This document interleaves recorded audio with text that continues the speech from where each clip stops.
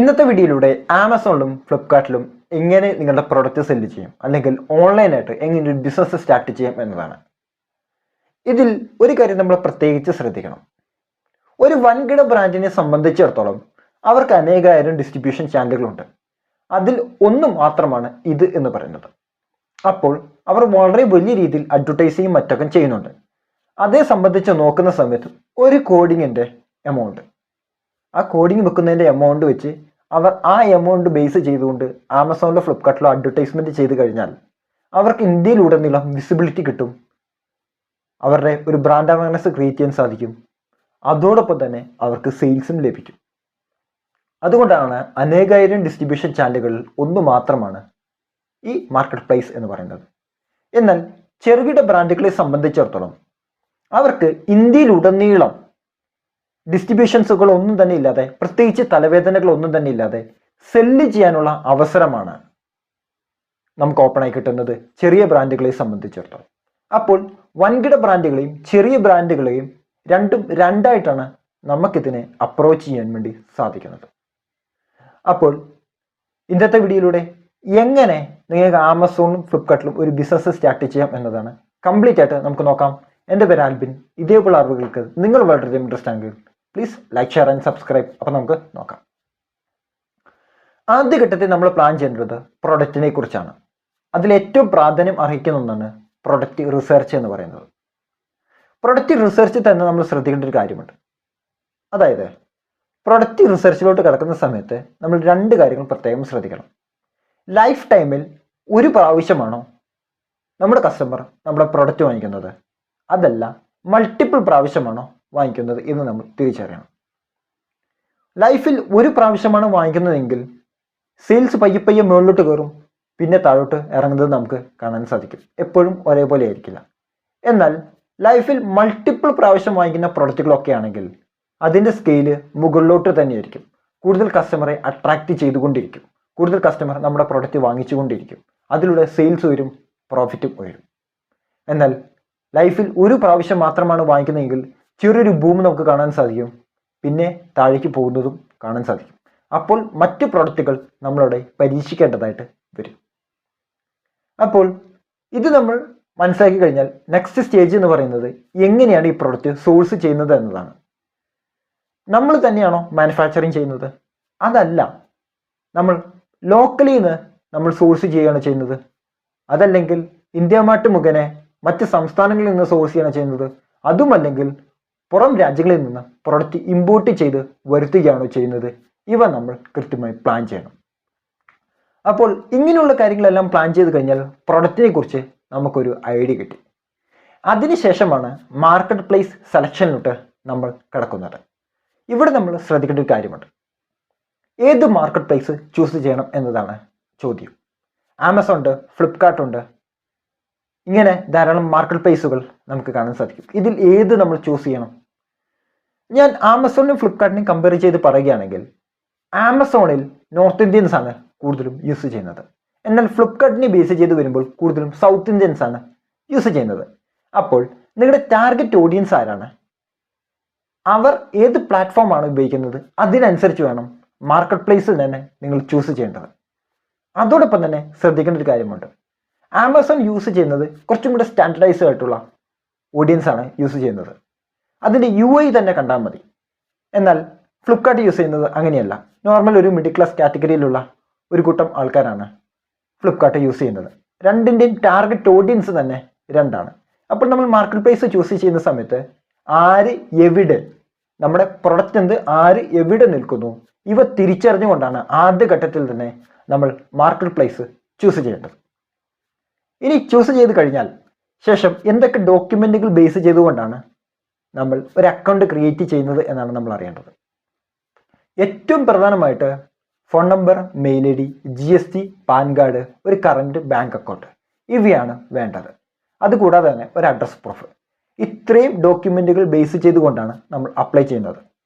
ഇത് കൂടാതെ തന്നെ നമ്മുടെ പ്രൊഡക്റ്റ് ഏത് കാറ്റഗറിയുമായി ബന്ധപ്പെട്ട് വരുന്നു അതിനനുസരിച്ച് അതിൻ്റെ സർട്ടിഫിക്കേഷൻസുകൾ, ആവശ്യമുള്ള സർട്ടിഫിക്കേഷൻസുകളിലും മാറ്റം വരാം. FSSAI സർട്ടിഫിക്കറ്റ് ആയിക്കോട്ടെ, ഡ്രഗ്സുമായി ബന്ധപ്പെട്ട സർട്ടിഫിക്കേഷൻസുകൾ ആയിക്കോട്ടെ. അപ്പോൾ ഇതിലും മാറ്റം വരാം. അങ്ങനെ പ്രൊഡക്റ്റ് സെലക്ട് ചെയ്തു, ഇനി ഇവിടെ നമ്മൾ ചൂസ് ചെയ്തതാണ് മാർക്കറ്റ് പ്രൈസും നമ്മൾ ചൂസ് ചെയ്തു. ഇതോടൊപ്പം തന്നെ ഒരു കാര്യം പറയാൻ വേണ്ടി വിട്ടുപോയി. നിങ്ങൾ പ്രൊഡക്റ്റ് ചൂസ് ചെയ്യുന്ന സമയത്ത് അതിൻ്റെ ഡയമെൻഷൻ പ്രത്യേകം നിങ്ങൾ നോട്ട് ചെയ്യണം. വളരെ വലിയ പ്രൊഡക്റ്റുകളൊക്കെ ആണെങ്കിൽ ഷിപ്പിംഗ് ചാർജുകൾ ഉയരും. ഇത് പ്രൈസുമായി ബന്ധപ്പെട്ട് പറയേണ്ട സാധനമാണ്. ഞാൻ നേരത്തെ മുൻകൂട്ടി പറഞ്ഞു എന്ന് മാത്രം. അതായത് വളരെ വലിയ പ്രൊഡക്റ്റൊക്കെ ആണെങ്കിൽ, വെയിറ്റ് ഉള്ള പ്രൊഡക്റ്റുകളുമാണെങ്കിൽ ഇതിൻ്റെ ഷിപ്പിംഗ് ചാർജുകളിൽ വേരിയേഷൻസുകൾ വരും. വളരെ വലിയ ചാർജൊക്കെ ആയിരിക്കും വരിക.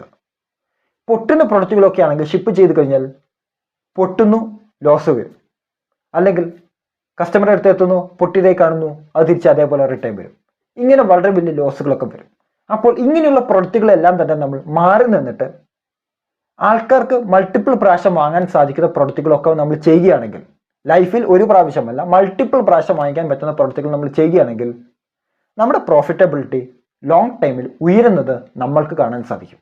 ലൈഫിൽ ഒരു പ്രാവശ്യമാണെങ്കിൽ നേരെ ബൂം ഉണ്ടാവും, അതിനുശേഷം താഴോട്ട് വരുന്നത് നമുക്ക് കാണാൻ സാധിക്കുകയും ചെയ്യും. അടുത്തതായി നമ്മൾ ശ്രദ്ധിക്കേണ്ടതാണ് ഇതിൻ്റെ ഫുൾഫിൽമെൻറ്റുമായിട്ട് ബന്ധപ്പെട്ട കാര്യം.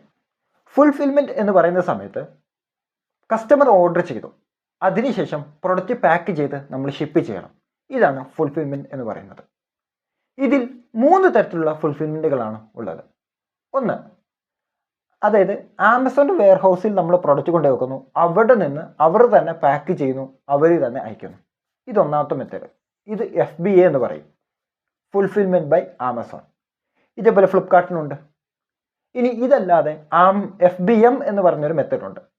അതായത് ആമസോണിൽ ഓർഡർ വരുന്നു, അല്ലെങ്കിൽ ഫ്ലിപ്കാർട്ടിൽ ഓർഡർ വരുന്നു, നമ്മൾ തന്നെ പാക്ക് ചെയ്ത് അയക്കുന്നു. ഇങ്ങനെയൊരു മെത്തേഡും ഉണ്ട്. ഇതുകൂടാതെ തന്നെ അടുത്തൊരു മെത്തേഡുണ്ട്. അതായത് സെൽഫ് ഷിപ്പ്. ഓർഡർ വരുന്നു, നമ്മൾ പാക്ക് ചെയ്യുന്നു, നമുക്ക് കംഫർട്ടബിൾ ആവുന്ന ഒരു കൊറിയർ അഗ്രിഗേറ്റർ മുഖേന നമ്മൾ ആ പ്രോഡക്റ്റ് ഷിപ്പ് ചെയ്യുന്നു. ഇപ്പോൾ എക്സാമ്പിൾ പറയുകയാണെങ്കിൽ DTDCയോ അല്ലെങ്കിൽ പ്രൊഫഷണൽ കൊറിയറോ ഇത് മുഖേന. ഇതിൽ ഏത് വേണമെങ്കിലും ചൂസ് ചെയ്യാം.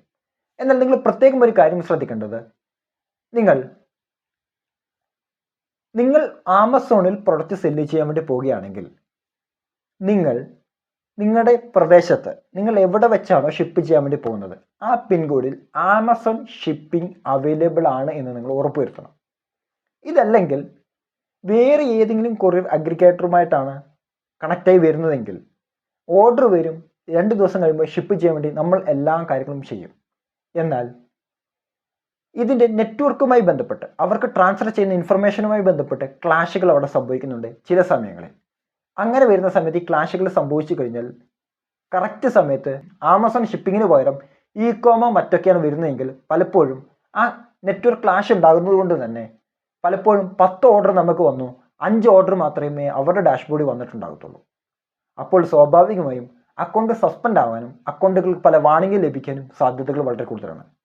ഇങ്ങനെ വരുമ്പോൾ ഓർഡർ റേറ്റിംഗ് കുറയാൻ സാധ്യത കൂടുതലാണ്, ഓർഡറുകളുടെ എണ്ണം കുറയാനുള്ള സാധ്യത വളരെ കൂടുതലാണ്. അക്കൗണ്ട് സസ്പെൻഡ് ആയി കഴിഞ്ഞാൽ അക്കൗണ്ട് കയ്യിൽ നിന്ന് പോവുകയും ചെയ്യും. അപ്പോൾ നിങ്ങൾ ഏത് പ്രദേശത്താണോ സെല് ചെയ്യാൻ വേണ്ടി പോകുന്നത് അവിടെ ആമസോൺ ഷിപ്പിംഗ് അവൈലബിൾ ആണ് എന്ന് ഉറപ്പുവരുത്തിയതിന് ശേഷം മാത്രം നിങ്ങൾ മുന്നോട്ട് പോകുക. ഇല്ലെങ്കിൽ ഈ പ്രോഡക്റ്റ് ആമസോണിൻ്റെ വെയർ ഹൗസിൽ അല്ലെങ്കിൽ FBAയിലേക്ക് മാറ്റുന്നതാണ് നല്ലത്. അടുത്തതായി ലിസ്റ്റിംഗ്. ആമസോണിലും ഫ്ലിപ്കാർട്ടിലും പ്രൊഡക്റ്റ് ലിസ്റ്റ് ചെയ്യുന്ന സമയത്ത് അവരുടേതായ കുറേ ടേംസ് ആൻഡ് കണ്ടീഷൻസുകളുണ്ട്. ഇവ നമ്മൾ കൃത്യമായി ഫോളോ ചെയ്യണം. എന്തൊക്കെ തന്നെ പറഞ്ഞാലും നമ്മൾ ലിസ്റ്റ് ചെയ്യുന്ന സമയത്ത് അട്രാക്റ്റീവ് ആകണമെങ്കിൽ ഹൈ ക്വാളിറ്റി ഇമേജുകൾ നമ്മൾ യൂസ് ചെയ്തിരിക്കണം. എന്നാൽ മാത്രമായിരിക്കും കസ്റ്റമർക്ക് ആ ഫീല് ലഭിക്കുന്നത്. കാരണം നോർമൽ സൂപ്പർ മാർക്കറ്റിൽ നിന്ന് പ്രൊഡക്റ്റ് കയ്യിലെടുക്കുന്നതിൻ്റെ ഫീലിംഗ് ആയിരുന്നു. അതിനെ ബേസ് ചെയ്തിട്ട് അവർ കംപ്ലീറ്റ് റീഡ് ചെയ്യുന്നു, അതിനുശേഷമാണ് ബാസ്ക്കറ്റിലോട്ട് ഇടുകയോ വേണ്ടയോ എന്ന കാര്യം തീരുമാനിക്കുന്നത്. എന്നാൽ ഇവിടെയല്ല, അവർ ജസ്റ്റ് സ്ക്രീൻ മുഖേന മാത്രമാണ്, സ്മാർട്ട് ഫോണിൻ്റെ സ്ക്രീൻ ആയിക്കോട്ടെ ലാപ്ടോപ്പിൻ്റെ സ്ക്രീൻ ആയിക്കോട്ടെ എന്തു തന്നെയാണെങ്കിലും അതിലൂടെ മാത്രമാണ് നമ്മുടെ പ്രോഡക്റ്റ് അവർ കാണുന്നത്. അതുകൊണ്ട് തന്നെ ഹൈ ക്വാളിറ്റി വിഷ്വൽ എലമെൻറ്റുകൾ നമ്മൾ അതിനകത്ത് യൂസ് ചെയ്തിരിക്കണം. അടുത്ത സ്റ്റേജാണ് SEO. അതായത് ആമസോണിൽ നമ്മുടെ പ്രോഡക്റ്റ് എന്ത് സെർച്ച് ചെയ്യുമ്പോഴാണ് നമ്മുടെ ഓഡിയൻസ് കാണേണ്ടത് അത് നമ്മൾ അറിയണം. അവർ നമ്മുടെ പ്രോഡക്റ്റിലേക്ക് എത്താൻ എന്താണ് സെർച്ച് ചെയ്യുന്നത് എന്ന് നമ്മൾ അറിയണം. അതിനനുസരിച്ച് ടൈറ്റിലുകളും മറ്റും നമ്മൾ ക്രിയേറ്റ് ചെയ്യണം. ആ ക്രിയേറ്റ് ചെയ്ത് അത് അപ്ലോഡ് ചെയ്യണം, അത് ഒപ്റ്റിമൈസ് ചെയ്യണം. അതിൻ്റെ ടൈറ്റിൽ, ഡിസ്ക്രിപ്ഷൻ, ബുള്ളറ്റ് പോയിൻറ്റ്സ് ഇങ്ങനെയുള്ള കാര്യങ്ങളെല്ലാം തന്നെ നമ്മൾ സെറ്റ് ചെയ്യണം. അതിനുശേഷം മാത്രമാണ് ഈ പ്രോസസ്സ് കംപ്ലീറ്റ് ചെയ്യേണ്ടത്.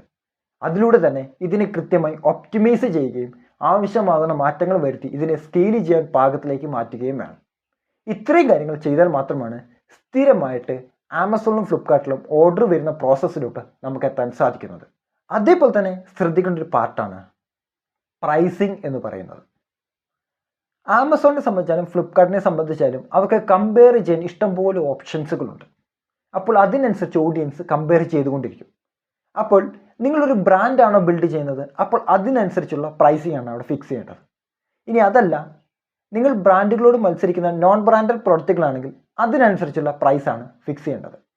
അപ്പോൾ ആൾക്കാർ ഏത് തരത്തിലുള്ള പ്രൈസിങ് ആണ് നിങ്ങളുടെ പ്രൊഡക്റ്റ് വാങ്ങാനുള്ള സാധ്യത കൂടുതൽ, അതിനനുസരിച്ച് മാർക്കറ്റ് പ്ലേസിന് നമുക്ക് സാധൂകരിക്കാൻ പറ്റുന്ന രീതിയിലുള്ള പ്രൈസിങ് മോഡലാണ് അതിൻ്റെ അകത്തൂടെ നമ്മൾ ഉൾക്കൊള്ളിക്കേണ്ടത്. അപ്പോൾ ചിലപ്പോൾ വില കൂടുതൽ ഇടേണ്ടി വരും, ചിലപ്പോൾ വില കുറവായിരിക്കും. അത് ഓരോ കാറ്റഗറി ബേസ് ചെയ്തുകൊണ്ട് മാറിക്കൊണ്ടിരിക്കും. അതുകൂടാതെ തന്നെ ഏതൊരു വ്യക്തിയും നമ്മുടെ ടെക്സ്റ്റുകൾ കണ്ടു, അല്ലെങ്കിൽ ടൈറ്റിൽ കണ്ടു, ഫോട്ടോ കണ്ടു, ഇങ്ങനെയെല്ലാം ട്രസ്റ്റ് ചെയ്യുന്ന പല എലമെൻറ്റുകളുണ്ട്. ഇതെല്ലാം നമ്മൾ കൊടുത്തു. പക്ഷേ ഇതിൻ്റെ അപ്പുറത്തേക്ക് ആൾക്കാർ അവസാന ഘട്ടത്തിൽ ട്രസ്റ്റ് ബിൽഡ് ചെയ്യുന്നത് റിവ്യൂ ആണ്. കസ്റ്റമറുടെ റിവ്യൂ ആവശ്യത്തിൽ കൂടുതൽ അല്ലെങ്കിൽ മികച്ച തരത്തിലുള്ള റിവ്യൂ ഉണ്ടെങ്കിൽ മാത്രമാണ് കസ്റ്റമർ നിങ്ങളുടെ പ്രൊഡക്റ്റ് വാങ്ങിക്കാനുള്ള സാധ്യത അവിടെ കൂടുന്നത്. അപ്പോൾ ഇവ നിങ്ങൾ ചെയ്തിരിക്കണം. ആദ്യഘട്ടത്തിൽ ഫ്രണ്ട്സ് ആൻഡ് ഫാമിലി സർക്കിളിൽ നിന്നൊക്കെ അല്ലെങ്കിൽ സ്റ്റാഫുകളിൽ നിന്നൊക്കെ പ്രൊഡക്റ്റ് വാങ്ങിപ്പിക്കുക, അവരെ കൊണ്ട് റിവ്യൂ ഇടിപ്പിക്കുക. ശേഷം ഓട്ടോമാറ്റിക്കലി 100 പേര് വാങ്ങിക്കുന്ന സമയത്ത് 3-10 റിവ്യൂ കിട്ടിയാൽ ആയി. ആദ്യഘട്ടത്തിൽ നിങ്ങൾക്ക് പ്രൊഡക്റ്റ് സെയിൽസിലേക്ക് എത്തിക്കണമെങ്കിൽ നിങ്ങളുടെ അറിയുന്ന ചുറ്റുപാടുകളിൽ നിന്ന് പ്രൊഡക്റ്റ് വാങ്ങിപ്പിക്കുക, മാക്സിമം റിവ്യൂ നിങ്ങൾ കളക്ട് ചെയ്യുക തന്നെ വേണം. അടുത്ത സ്റ്റേജാണ് സ്റ്റോക്ക് മാനേജ്മെൻറ്റുമായി ബന്ധപ്പെട്ട്. അതായത് ആവറേജ് ഓർഡറുകൾ എത്ര വരുന്നുണ്ട്, ഒരു മാസം അല്ലെങ്കിൽ വീക്ക്ലി എത്ര വരുന്നുണ്ട്, അതിനനുസരിച്ച് സ്റ്റോക്കുകൾ പരമാവധി അപ്ഡേറ്റ് ചെയ്തുകൊണ്ടിരിക്കണം. ഒരു കാരണവശാലും ഔട്ട് ഓഫ് സ്റ്റോക്ക് ആയിട്ട് നിങ്ങളുടെ പ്രൊഡക്റ്റ് വരാൻ പാടില്ല. ഔട്ട് ഓഫ് സ്റ്റോക്ക് ആയിട്ട് നിങ്ങളുടെ പ്രൊഡക്റ്റുകൾ വന്നിട്ടുണ്ടെങ്കിൽ അത് നിങ്ങളുടെ ലിസ്റ്റിംഗ് ക്വാളിറ്റിയെ ബാധിക്കും, റാങ്കിങ്ങിനെ ബാധിക്കും, ഓർഡറുകൾ കിട്ടുന്ന എണ്ണത്തെ ബാധിക്കും. അപ്പോൾ മികച്ച തരത്തിലുള്ള ഓർഡറുകൾ കിട്ടണമെങ്കിൽ അതിൽ ശരാശരി നിങ്ങൾക്ക് എത്രയാണോ ആവറേജ് ഓർഡർ കിട്ടുന്നത് അത് സ്റ്റോക്ക് നിങ്ങൾ മെയിൻറ്റെയിൻ ചെയ്തുകൊണ്ടിരിക്കണം. നിങ്ങളുടെ കയ്യിൽ മാത്രം പോരാ, അവരുടെ ഡാഷ്ബോർഡിൽ, ഫ്ലിപ്കാർട്ടിൻ്റെ ആയാലും ആമസോണിൻ്റെ ആയാലും ഡാഷ്ബോർഡിൽ എപ്പോഴും അപ്ഡേറ്റ് ചെയ്തുകൊണ്ടിരിക്കണം. അപ്ഡേറ്റ് ചെയ്താൽ മാത്രം പോരാ, ഓർഡർ വരുമ്പോൾ കറക്റ്റ് സമയത്ത് അത് പാക്ക് ചെയ്ത് അയക്കുകയും വേണം. ഇല്ലെങ്കിൽ ഓർഡറും ഉണ്ടാകില്ല, ഒന്നും ഉണ്ടാകില്ല. നെക്സ്റ്റ് സ്റ്റേജാണ് പ്രമോഷൻ. വളരെയധികം ശ്രദ്ധിക്കേണ്ട ഒരു പോർഷൻസാണ് പ്രമോഷൻ എന്ന് പറയുമ്പോൾ ആൾക്കാരുടെ മുന്നിലേക്ക് നമ്മുടെ പ്രൊഡക്റ്റ് വിസിബിൾ ആക്കുകയാണ് ചെയ്യുന്നത്. അപ്പോൾ നമ്മൾ പ്രൈസിങ് ചെയ്യുമ്പോൾ ഒരു കാര്യം പ്രത്യേകം ശ്രദ്ധിക്കേണ്ടത്, മാനുഫാക്ചറിങ് കോസ്റ്റ് അല്ലെങ്കിൽ നമുക്ക് സോഴ്സ് ചെയ്യുന്ന സമയത്ത് അതിൻ്റെ ഒരു MRP ഉണ്ട്, ഇത് നമ്മൾ കാണണം. അതോടൊപ്പം തന്നെ ഷിപ്പിങ്ങിന് വേണ്ടി ഒരു എമൗണ്ട് വരുന്നത് ഇത് കാണണം. ആമസോണിനോ ഫ്ലിപ്കാർട്ടിനോ ലിസ്റ്റിംഗ് ഫീയും കമ്മീഷനുമായിട്ട് നിശ്ചിത എമൗണ്ട് വരുന്നുണ്ട്, ഇത് നമ്മൾ കാണണം. അതേപോലെ തന്നെ നമ്മുടെ പ്രോഫിറ്റ് 10% അഡ്വർടൈസിങ്, ഇതിന് ശേഷമായിരിക്കണം നമ്മൾ പ്രൈസ് ഇടേണ്ടത്. അപ്പോൾ ഈ അഡ്വർടൈസിങ്ങിന് വേണ്ടി ഒരു 10% നമ്മൾ ഇട്ടിട്ടുണ്ടല്ലോ, ഇത് നമ്മൾ നിർബന്ധമായും ആമസോണിലും ഫ്ലിപ്കാർട്ടിലും നമ്മൾ 10% കൊണ്ട് അഡ്വർടൈസിങ് നമ്മൾ ചെയ്തിരിക്കണം. അതിൽ നിന്ന് ഓർഡർ എടുത്തുകൊണ്ടിരിക്കണം. അതായത് നമ്മുടെ പ്രൊഡക്റ്റ് ഏതാണോ അത് മാക്സിമം ആൾക്കാരിലേക്ക് വിസിബിൾ ആയെങ്കിൽ മാത്രമാണ് സ്റ്റാർട്ടിംഗ് സ്റ്റേജുകളിൽ നമുക്ക് ഓർഡറുകൾ ലഭിക്കുന്നത്. അത് പ്രോപ്പറായിട്ട് കിട്ടണമെങ്കിൽ പരസ്യം ചെയ്യുക തന്നെ വേണം. അതിൻ്റെ കൂടെ തന്നെ ഡിസ്കൗണ്ടുകൾ, ക്യാഷ് ബാക്കുകൾ ഇവയും നമുക്ക് കൊടുക്കാം. അതോടൊപ്പം തന്നെ സോഷ്യൽ മീഡിയ അഡ്വർടൈസ്മെൻറ്റുകൾ ഇവയും നമുക്ക് കൊടുക്കാം. അതിന് ഏറ്റവും എഫക്റ്റീവ് ആവുന്നത് ഇൻഫ്ലുവൻസർ മാർക്കറ്റിംഗ് ആണ്. അതായത് നമ്മുടെ ഏത് സെഗ്മെൻറ്റുമായിട്ട് ബന്ധപ്പെട്ട പ്രൊഡക്റ്റാണ് അവതരിപ്പിച്ചിട്ടുള്ളത്, ആ സെഗ്മെൻറ്റുമായി ബന്ധപ്പെട്ട ഓഡിയൻസിലേക്ക് നമ്മുടെ പ്രൊഡക്റ്റ് റീച്ച് ചെയ്യിപ്പിക്കാൻ വേണ്ടി നമ്മളൊരു അഡ്വർടൈസ്മെൻറ്റ് ഇൻഫ്ലുവൻസർ മാർക്കറ്റിംഗ് മുഖേന സോഷ്യൽ മീഡിയ ചാനലുകളിലും മറ്റും വീഡിയോകൾ അപ്ലോഡ് ചെയ്യുന്നു. അത് മുഖേന ലിങ്കുകൾ അവിടെ കൊടുക്കുന്നു. ലിങ്കിൽ ക്ലിക്ക് ചെയ്തുകൊണ്ട് നമ്മുടെ പ്രൊഡക്റ്റിലേക്ക് വരുന്നു, അവർ അതിൽ നിന്ന് പർച്ചേസ് ചെയ്യുന്നു. അങ്ങനെ എക്സ്റ്റേണൽ ട്രാഫിക്കിലൂടെ നമ്മുടെ പ്രൊഡക്റ്റ് കൂടുതൽ ആൾക്കാരിലേക്ക് വിസിബിൾ ആവുന്നതിലൂടെ കൂടുതൽ ഓർഡറുകൾ ലഭിക്കുകയും അതിലൂടെ ലിസ്റ്റിംഗ് ക്വാളിറ്റി വർദ്ധിപ്പിക്കുകയും സ്കെയിൽ ചെയ്യാനും ഇതിലൂടെ സാധിക്കുകയും ചെയ്യും. അപ്പോൾ ആമസോണിലും ഫ്ലിപ്കാർട്ടിലും പ്രൊഡക്റ്റ് സെല്ല് ചെയ്യുമ്പോൾ ഏറ്റവും അടിസ്ഥാനമായി ശ്രദ്ധിക്കേണ്ട കാര്യങ്ങളാണ് ഈ വീഡിയോയിലൂടെ ഷെയർ ചെയ്തത്. വീഡിയോ ഉപകാരമായാൽ please like, share and subscribe. അടുത്ത വീഡിയോയിൽ മറ്റൊരു ടോപ്പിക്കുമായി നമുക്ക് വീണ്ടും കാണാം. ബൈ.